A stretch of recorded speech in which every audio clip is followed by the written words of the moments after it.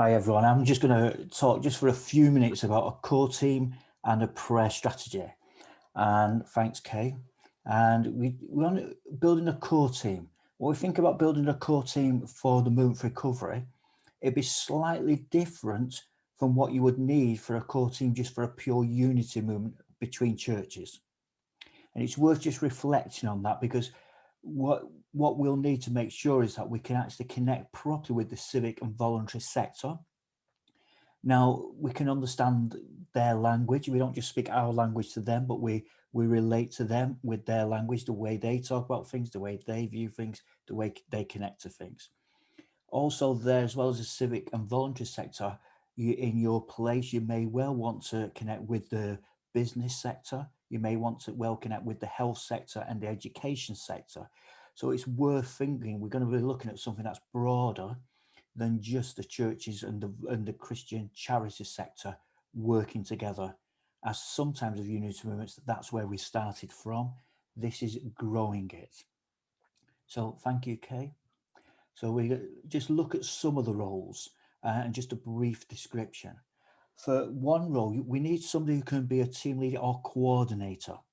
So we need somebody who can pull everything together, have an overview of everything that's going on.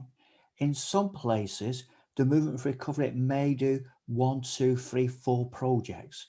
In other places, there may be numerous projects ongoing. We're involved in and numerous needs we're meeting across some of the larger cities, and we need somebody who can really have a heads up on that and really have an understanding of those things. We number two, we'll be looking for somebody who understands and can really relate to the civic authority and community relations. By that, we're talking about the VC, FSE, the voluntary sector. Somebody who really has got good relations with the council or in some of the major cities where they have elected mayors, with the mayor's office and with the strategic community groups are in their area. So we're not working in isolation. This is not just about us doing our thing. It's about us working strategically and coordinatedly with others to see our cities recover and be renewed and be even better in the future than they were before we went into COVID. So it's really having those strong somebody who's responsible for those strong relationships. Number three, project coordinator stroke volunteer coordinator. Now in some places this might be two roles, or it might be roles somebody does both.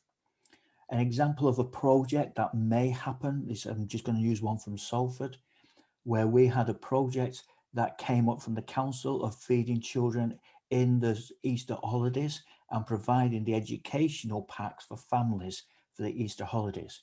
So the project coordinator was the person who was relating to the council, finding the need, working with the council officials who was trying to administer the need. They linked with the volunteer coordinator who got that message out around the churches to say we need X number of people who can be these different places on certain days to do these roles. So we had one person who was their main role was connecting with churches and volunteers in those churches.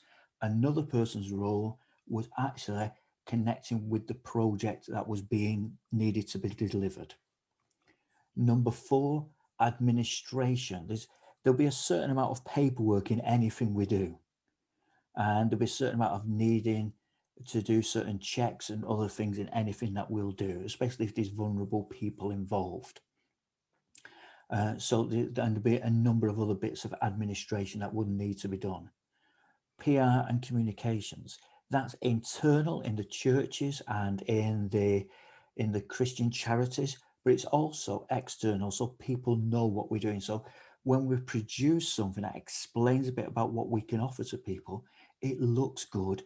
We're aware of the branding, we're aware of how it's presented, and actually our communications, our public relations are solid and good.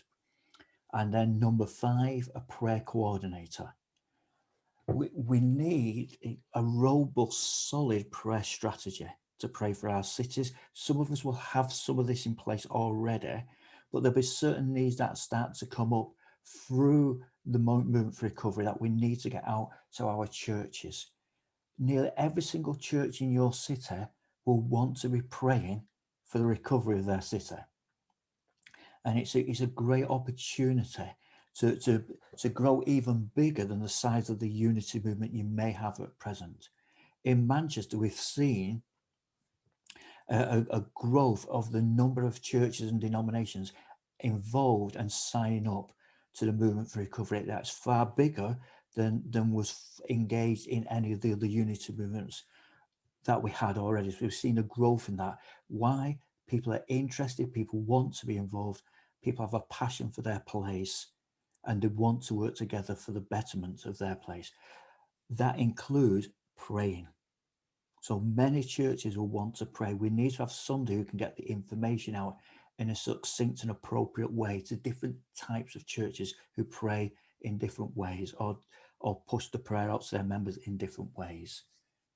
Thank you, Kate. Good question. We're going to go into this question in a minute. Who is missing?